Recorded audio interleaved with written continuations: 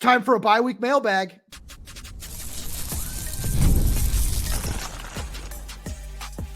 You are Locked On Huskies, your daily podcast on the Washington Huskies, part of the Locked On Podcast Network, your team every day. Welcome back into another edition of the Locked On Huskies podcast. I'm Tomashoff. That's Lars Hanson. He's site editor with Athon Sports' Inside the Huskies. I'm the site editor with Huskies Wire. Thank you for making this your first watch or first listen of the day, as we are part of the Locked On Podcast Network, your team every day. And today's episode is brought to you by FanDuel. Place your first $5 bet and you'll get started with $200 in bonus bets guaranteed. Visit FanDuel.com to get started. Lars got a really fun show coming at the Everydayers today. I think it's both your and my favorite all-time show to do. I know, we talk about the prediction show, all that sort of stuff being our favorite in-season show, but overall, the mailbag shows are just awesome. We get so many awesome questions from all our fantastic Everydayers out there. So we're just going to jump right into it here. And I've been having a lot of trouble on where I think we should start. I think we got to start with the serious stuff. We'll get to the fun stuff later. Shout out to our guy, Patrick Chamberlain. He sent in a couple of awesome, fun Halloween themed questions. So we'll get there. Let's start with CP's Burner, one of the fantastic accounts, elite account out there. As always, he sends in 3 questions, which we really appreciate. So he says, with the new scholarship limit, I know Jedd said he's playing 6 to 85, but I doubt that's 100% fixed. What's the largest class size you think this coaching staff would consider? So I'm going to edit the question on the fly because the size of the class does not matter anymore. I believe the NCAA made it to where you can take either as many as you want or up to like 30 or 35, because that used to be a rule where you could only take 25. Yeah. So that CB Burner question actually does have merit. So I'm not saying it's a bad question, but I think the number that he's driving at is 95. I can see that. Yeah, the highest scholarship limit the UW will go up to, I believe, will be 90 to 95, somewhere in that ballpark. I can see north of 85, but I do not see north of 100. So I'm glad you went 95. I was going to go 90 personally, just kind of like in terms of a max, where I can see, like, let's look at this class right now, right? There are 27 guys in this class. We've seen offers go out. We got way more recruiting questions. We're going to get to some of those as well. We've seen a whole bunch of offers go out. So, I can see a class like this maybe having 30 to 32 guys in it. But I think 90 is probably going to be around the max in terms of total. So I like where you're going with that. Let's get on to his next one here. Biggest surprise for you with the team this year, both good and bad. Let's start with the bad and we'll get into the good. So the bad, and again, we got to caveat this because it's not bad on the player. It's not bad on Logan Sagapolu is the one for me where I was expecting him to get a little bit more involved, especially with the run game. So again, it's not bad. Like Logan played, I think, 27 or 33 snaps. Yeah. Against. So again, it's not for him being bad. It's just I'm surprised at the usage. I'm surprised. Now again, we can unpack it and say, well, hey, he's flipping O-line to D-line. Played it in high school. Boy played tight end in high school, figuring it out at fullback. And was able to block that Iowa offensive line or the Michigan offense, the Michigan D lineman that Jake highlighted that when he came on the podcast. Names escaped me right off the top of my head, but you're talking about the Voight Tanufi play with Kenneth Grant, right? Kenneth Grant. I knew it wasn't Mason Graham. I didn't want to say Mason Graham because the Michigan fans already roasted me for. But that was that was Voight Tanufi though. That was Voight Tanufi who did that one. No, but that's what I'm saying. When Voight played tight end in high school, he went back to offense. So they're able to make that work. Again, it's a very small sample size with Voight, but I was just expecting more out of Logan, and that's not on Logan. Fair. I just think maybe we'll see that more next year, I guess. So for me, it's the red zone play calling. Like that's the bad where, I mean, you kind of just tossed that one up for me, so I'm going to take it. But it's the red zone play calling, and mainly it's because you look at everything else in this offense where you say this offense is successful. It's number 26 in the nation in total offense. And I know we've gotten a whole bunch of comments saying, well, it doesn't matter if you're not scoring points. Yeah, we know. That's the point of what we're saying. The point of what we're saying is we look at the offense and we see it's having all this success. Jedd is calling effective plays. They are picking up chunks of yardage. And it's not just like, like one of these offenses where, they're trailing by so much, so they're picking up chunks. They're able to do, the bend not break against a prevent defense sort of thing. No, they're picking up tons of yards. They are efficient. They've done it against some really solid defenses as well. They're just not scoring points, and that falls on something that needs to improve. So I'm going to, caveat that and just kind of spin it and get to my good here too. Because for me, my favorite thing, and it's not necessarily a surprise with this team, but I know it is one nationally. So I'm going to take that and I'm going to cheat, and I'm going to say Denzel Boston, because when I say that, it's not Lars. You and I were on the show yesterday talking about how, hey, we knew he was going to be really good. We knew he was going to emerge as this team's number one receiver, but I don't think in terms of the country, they saw it coming in this sense, where he's got the most touchdowns in the Big Ten. He's top 5 in receptions and in receiving yards. So I think that's one where you can look at that and you can just say, yeah, Denzel's been awesome. I'm going to cheat because this is on me, hands up. Special teams has also been bad. I need to throw that one in there, but I do think, and I'm going to spin it slightly, special teams could also end up being good. So I want to kind of caveat this since we are in the bye week. I do think special teams has been bad the first half. Could get better the second half. The one that's been good, that's great. We started this off in the summer. Stephon Williams. That, to me, has been the best. And I'm going to say the quarterback in general. I know Williams had a couple of interceptions against, Iowa and Michigan and those sort of things. But to me, the quarterback play has been the antithesis of the red zone play calling. Like, to me, it's the opposite. It's like the quarterback play has been great. It's when you get down to the red zone where they struggle. It's like the quarterback play is not preventing them from scoring. The running backs are not preventing them from scoring. Right. Maybe the offensive line is somewhat preventing it, but I don't even think that's the case. I'm glad you mentioned the red zone play calling, because I think it's play calling in general. Like, mostly, sure, it gets really exacerbated in the red zone. But on the good side, building for DeMond with the future, with Will, I think that has been flawless. I think that has been one of the best parts, and Denzel's been a recipient of that. And I think that'll carry on into next year. So that's a good kind of looking to great in the future sort of thing. Yeah, no, I like that one a lot. So let's move on to so this one we got from a couple people as well as CP's burner. So this one will be pretty quick. What improvements do you expect the most next season? I mean, nothing perfect time for that, right? Especially it's got to get better, like just across the board. Not just Grady, because it's been Jack McAllister's punting. You got 2 punters that are. I mean, give Adam Saul a shot. Why not at this point? You got Sam Finnegan. Like, something has to change both in the kicking game and special teams and in kick coverage. Because, my God, which one's been worse? The kicking / punting or the coverage? I don't know which one's been worse. For me, it's the kick coverage, because there was a point where it literally was the worst in the nation. So I got to go there. Let's keep on moving over here, though. We've got so many recruiting questions. I was trying to, save some of them for later, but this one from Seattle guy: how will the win-loss record impact recruits' decisions? Personally, I'll start here, because I know this is something we talked about a little bit the other day, but I personally don't think it's going to be that much of an impact. Where it's something you mentioned, where we look at that 2022 Arizona recruiting class, where that team, they were committing to a team that was 1-11, and they still got, arguably the best wide receiver prospect in that class into Tyrone McMillan to commit. So these kids are buying into what Jedd and this coaching staff is selling. And this coaching staff has done a really good job of selling that. So I don't necessarily think that the win-loss record, unless they lose out, including a loss to UCLA, which that one I really don't see happening. That's the only way I'd be worried. And even then, it's still like, I don't know if it would be. You'll beat the 2 the LA schools. The question is, can you beat one of Indiana, Penn State, and Oregon to get to 8, to 7 or 8? And at that point, then you got a bowl win. It's 8. I agree completely. There's no way that the recruits that could end up elsewhere, those offers and where they would end up would be irregardless of record. Yeah. So just kind of going off of that one, we'll get to this one on the other side of the break. Any chance we see decommitments if Washington only wins one more game for the rest of the season? Which we'll get to right after a message from our friends over at Hims. Your sex life is important, but your schedule is busy. You don't have the time to go to a doctor's office to get treated for ED. Through Hims, you can get a personalized ED treatment without stepping foot outside your door. Hims is changing the men's healthcare game by providing you with access to affordable sexual health treatments from the comfort of your couch. Hims provides access to a range of doctor-trusted ED treatments like chewable hard mints and Viagra and Cialis, and their generics are up to 95% cheaper. Just answer a series of questions on their site, and a medical provider will determine the right treatment option. If prescribed, your medication ships directly to you in discreet packaging for free. No insurance is needed, and one low price covers everything from treatments to ongoing care. Start your free online visit today at hims.com/lockedon. That's HIMS.com/lockedon for your personalized ED treatments. hims.com/lockedon.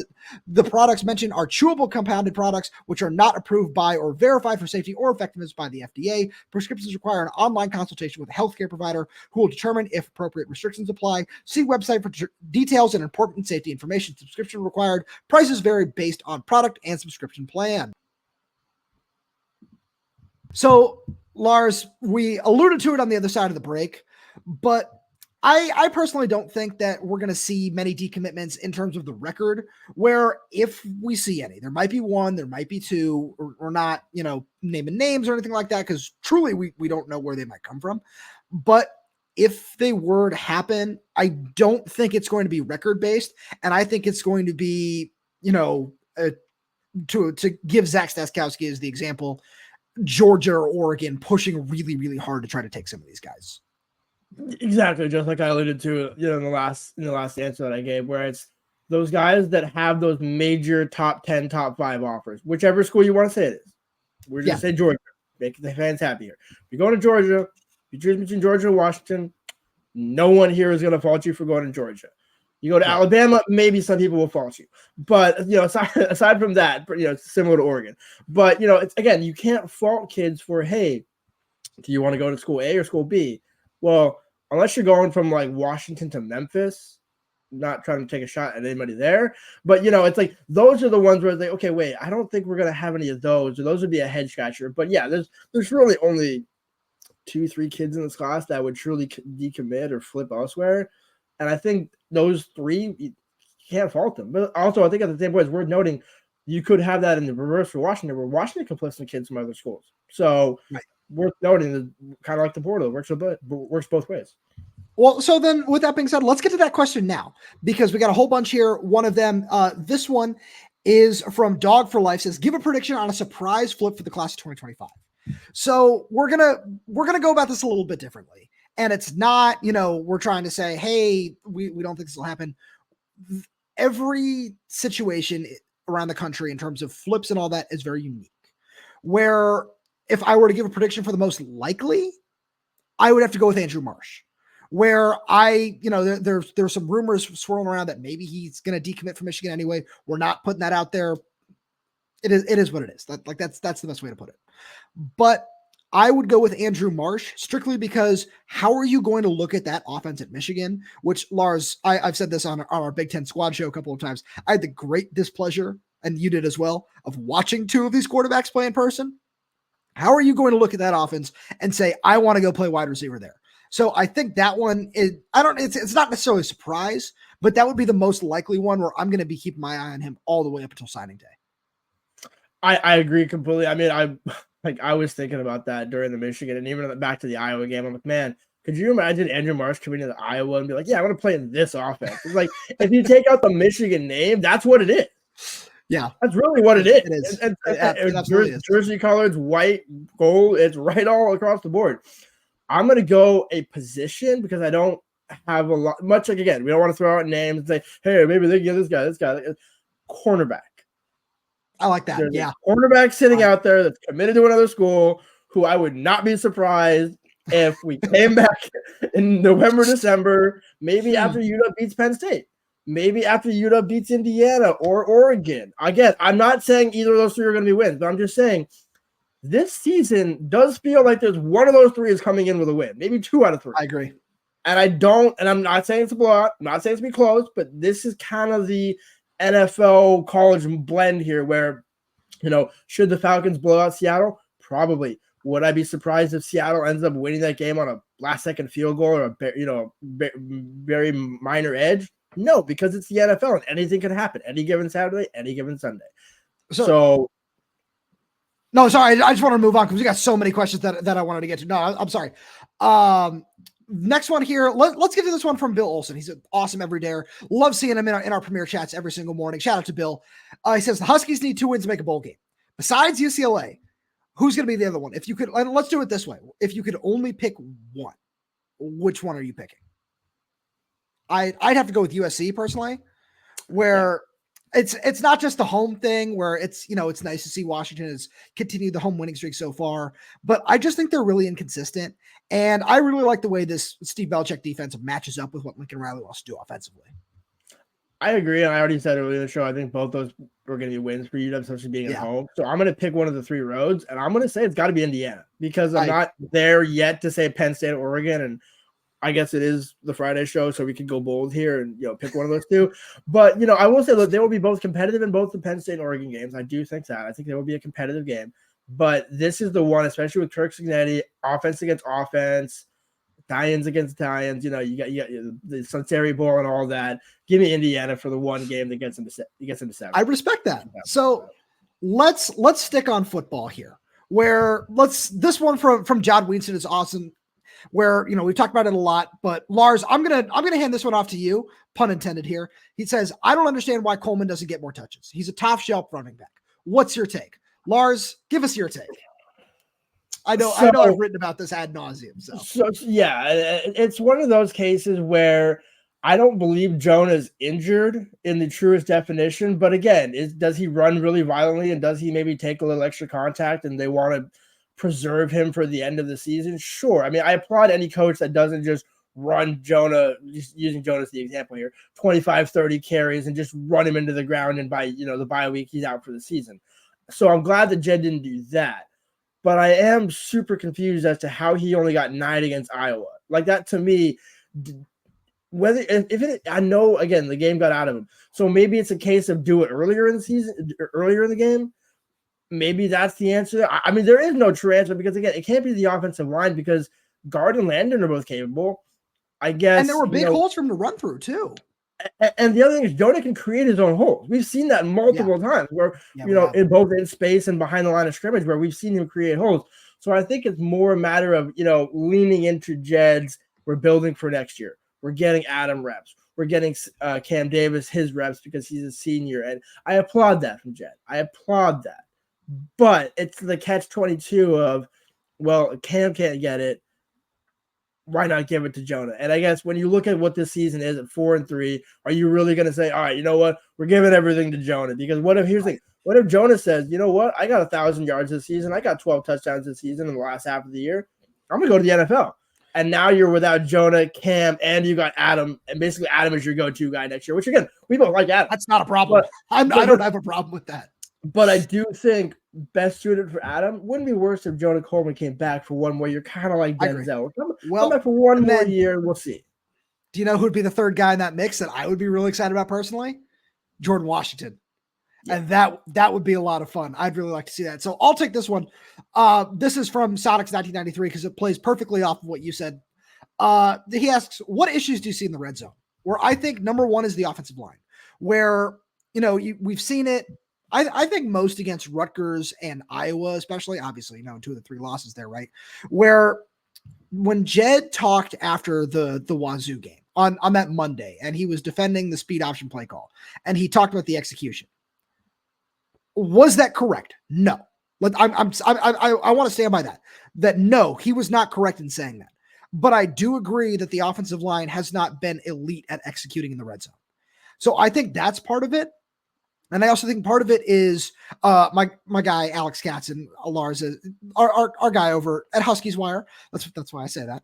But he wrote a fantastic piece going into some advanced analytics that Bud Davis put out on Twitter, where Washington is 57-43 right now in terms of pass versus run, where it feels like even in the red zone, teams are gearing up for Washington to pass, where that's what the split has been so far this season. And teams are like, they're just not expecting Jonah Coleman to run the ball, which is really, really frustrating. So it feels like that's a big part of it, where you kind of know what's coming, even inside the 5-yard line. It's, more likely than not, Washington is going to throw the football.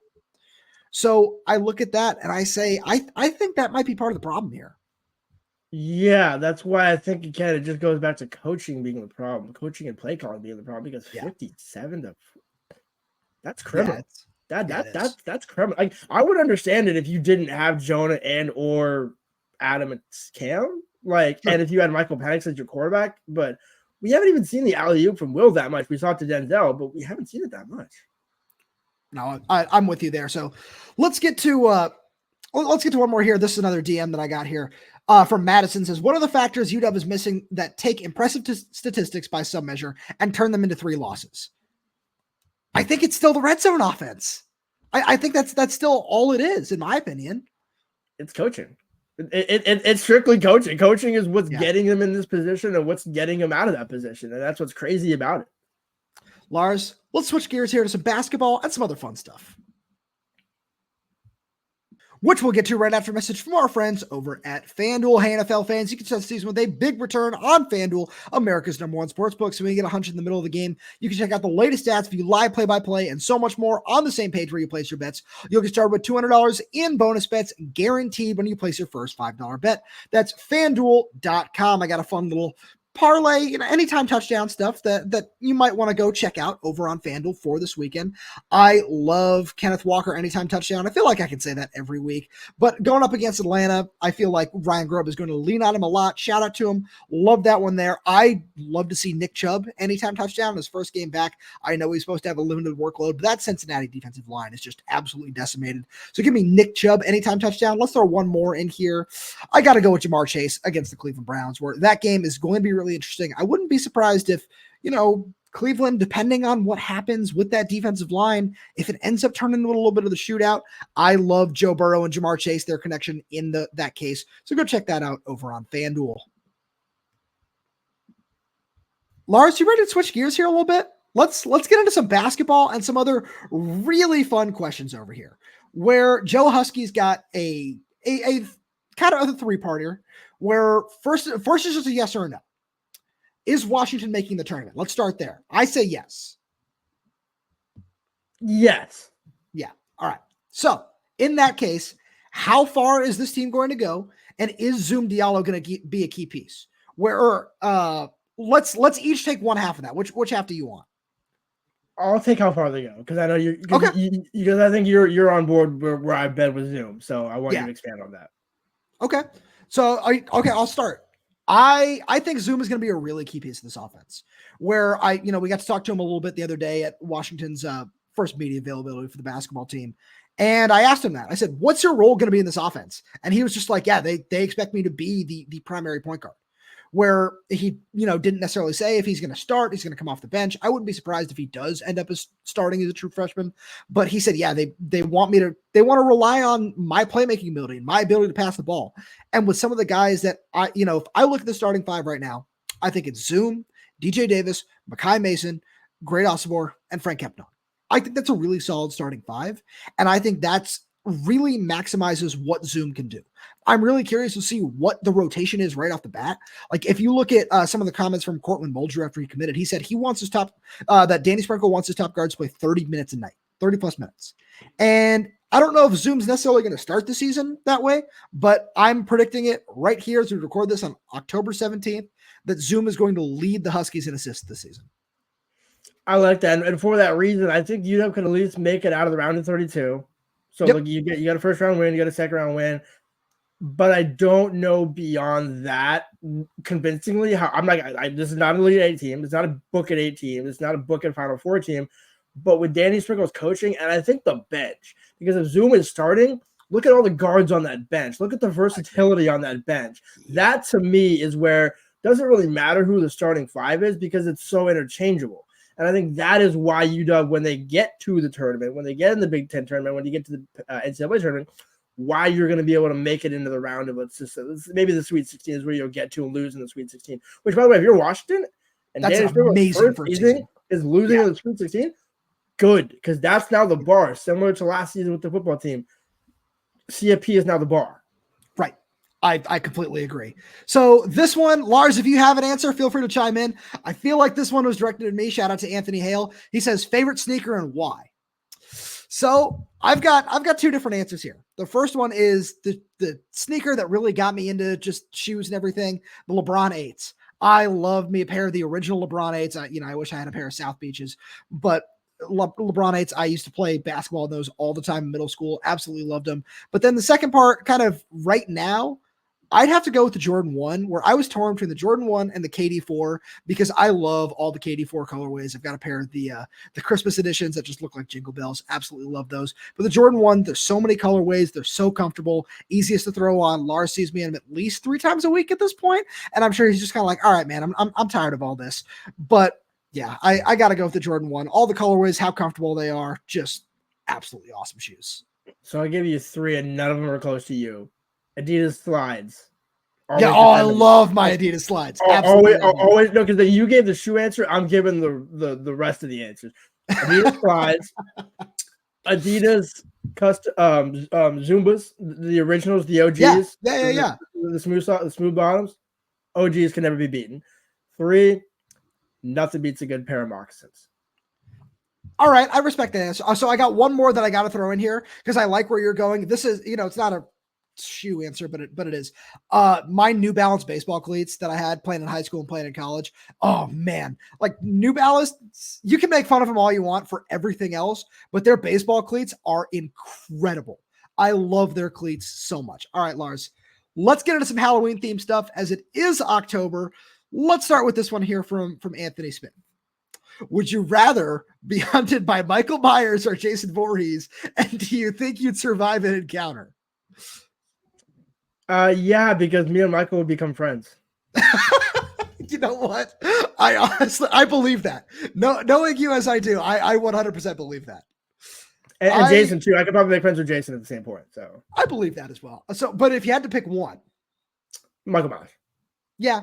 So I would also go with Michael Myers, where it's tough for me. I feel like just the way he moves and the way he walks, he's just such a slow walker that I'm just gonna outrun him, man. I know that's what everybody says, but if you can just get enough distance between you and him, I know he never gets tired walking as slow as he does.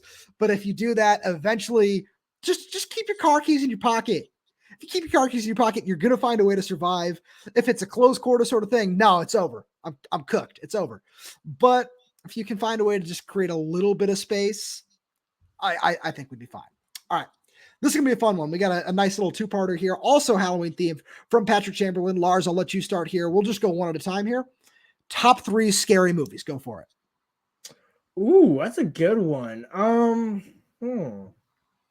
See, I'm not a huge scary movie guy. I think like Freddy versus Jason, obviously, the OG classic, the OG, because again, I know there's like 5 of them, right? So Jeepers Creepers 2 would probably be up there somewhere. Again, these are not 1, 2, 3, because again, I should preface this by saying I'm not a scary movie guy. So, and it's not that I'm scared of them, I'm just not a movie guy, to be honest. No, I'm a remote drop, like The Fugitive, Silence of the Lambs kind of guy. Oh, those are fantastic. Silence of the Lambs would count. That technically qualifies as a horror movie. Yeah. Okay. So throw that in there. That'll be my 3rd. That'd probably be my 1, but I'll just throw that in there as my safe scary movie. So I'll just do a completely different list because Silence of the Lambs probably also be on mine. One of them, I'm gonna go 3-1 here. This one qualifies as a horror movie, so I don't want to hear anything in the comments saying it doesn't. Alien is on my list. I love Alien. Fantastic movie. Number 2, I'm torn. I want to put a Jordan Peele movie in here. I'm between Nope and Get Out. That's more my speed when it comes to the horror. It's like the thriller, psychological. What's going on here? I'd probably have to go with. I'll go with Get Out. I think that one's just super fun, awesome movie. Love it. Number 1, this one is highly underrated in my opinion. The Invitation is an amazing, scary thriller. I don't know what's going on until I know what's going on movie. Absolutely love that one. I'm going to throw that one at number 1 just because I remember the first time I watched it. I'm not going to, no spoilers here on Lockdown Huskies. When I remember the first time I watched that like just the final scene, for anybody who's seen it, you know what I'm talking about. Just my jaw dropping, being like, whoa. I'm going to throw an honorable mention in here too, Lars, where my mom came to visit a couple months ago, and we went to see the new Zoe Kravitz movie. It was called Blink Twice. It had Channing Tatum in it. He was fantastic as no spoilers. I'm not going to say that. He was fantastic in that. It was the first movie that Zoe Kravitz had written and directed. Fantastic. Loved it. Highly recommend it. Didn't necessarily love the box office numbers because it didn't necessarily get marketed the way that it deserved to be. Really fun movie. Go check that out wherever you find it. Now let's get to the second part of Pat's question. And you and I might be in agreement on this one. I don't know. Top 3 candies you wanted to get on Halloween growing up. Oh, that okay. Now this is right up my alley here. Okay, the first part of this question was not up my alley. The second part is right. No, same, yeah. So in no sequential order, because again, when it comes to candies, you can't have I don't have a favorite. I mean, I have a dependable, but I don't have a favorite. Smarties. Oh, I've got an old reliable. Smarties individual rolls. Oh. Do not hate. Oh no, I'm gonna hate. But Kit Kats. Yep. And Milky Ways. All right, the Smarties, I can't get over that. That's just horrendous. All right, in no particular order here. I gotta go with. I'm gonna start at number. I'm gonna go 1 to 3 this time. Start with Twix. Big Twix guy.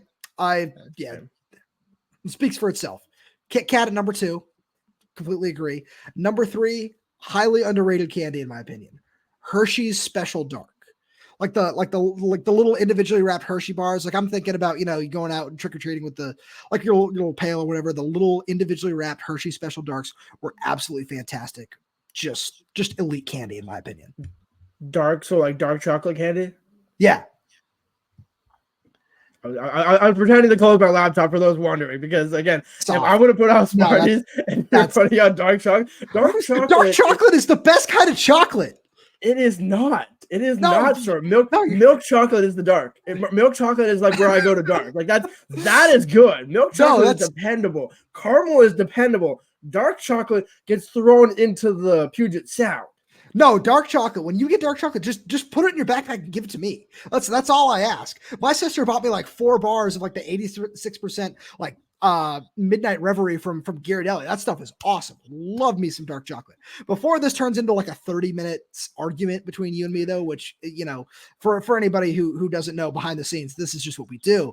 We're probably going to get out of here for the day. Lars, as always, thank you so much for being here. Thank you all for tuning in. We really do appreciate your support. Not to worry, we're back to normal football content next week because Washington will be playing a football game again, so that'll be great. And if you want, we're going to be doing more Q&As like this. We can go a little bit more in depth on some certain things that we're not at liberty to talk about, in terms of the general public just yet. Over on our Locked On Huskies Insider program, if you want to check that out, the link to that is down in the description below. You get a free 2-week trial, and after that, it's $4.99 a month. We're also sending breaking news, recruiting updates, all that sort of stuff over to your inbox whenever we're doing any of these, after football games. Sometimes when they give us more than 2 players, they don't get broadcast out over on YouTube. We record those. We put those over in our little Locked On Huskies Google Drive. We're doing that with the basketball interviews as well. It's super fun. If you want to go check it out, we highly recommend it. We're working real hard to make sure it is the best that it can possibly be for you. And one of the benefits of it, it all goes straight to your text message inbox. So it's super easy to access and you can interact with us. You can text us back if you have any questions, anything like that. So super easy, super awesome. You should definitely go check that out. With that being said, if you like everything we got to offer, make sure you subscribe wherever you get your podcast, whether that's YouTube, Spotify, Apple News, Amazon Music, we're there. We're everywhere. We're updating this channel with new content every single day. So make sure you click that like button, click that little bell so you don't miss when we post a new video. You got any questions, comments, concerns, drop them right down below in the comment section. And if you're audio only, please leave us a 5-star review as it does help us out a lot. Thank you so much for tuning in, and we will talk to you on Monday.